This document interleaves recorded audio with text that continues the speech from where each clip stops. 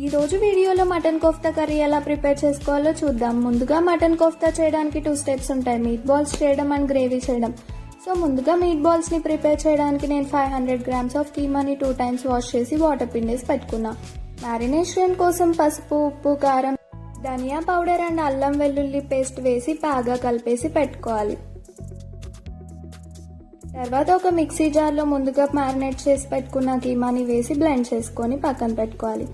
చేతికి oil or water రాసుకొని కొంచెం కొంచెంగా తీసుకొని మీకు నచ్చిన సైజెస్లో బాల్స్ చేసుకొని పక్కన పెట్టుకోవాలి.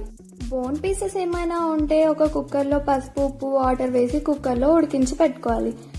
నెక్స్ట్ గ్రేవీ కర్రీ కోసం మసాలా ప్రిపేర్ చేసుకుందాం. మిక్సీ జార్లో చెక్క, లవంగ, వెల్లుల్లి, చిన్న ముక్క అల్లం, కొత్తిమీర and 2-3 spoons of dry coconut powder వేసి బ్లెండ్ చేసుకోవాలి.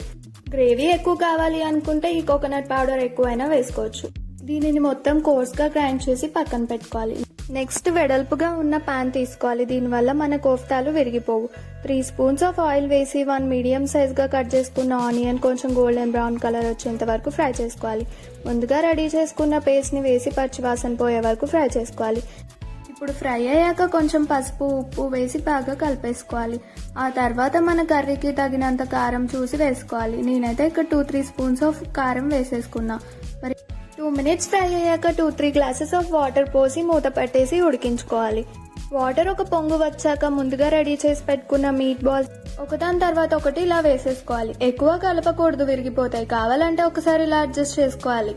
ఒక 10 minutes తర్వాత ముందుగా ఉడికించి పెట్టుకున్న బోన్ పీసెస్ ని కూడా ఈ కర్రీలో వేసేసి ఒకసారి కలిపేసి మూత పెట్టి ఉడికించాలి. ఇప్పుడు కర్రీలో వేయడం కోసం 2 పెద్ద సైజ్ టొమాటోస్ ని తొక్క తీసేసి ప్యూరీలా చేసుకోవాలి. కావాలంటే మీరు మిక్సీలో అయినా చేసుకోవచ్చు.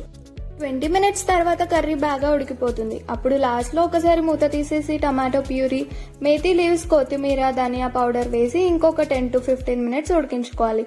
మటన్ కదా, మరి బాగా ఉడకాలి. బాగా ఉడికిపోయిన తర్వాత ఆయిల్ పైకి వచ్చిందంటే మన కర్రీ రెడీ అయిపోయినట్టు.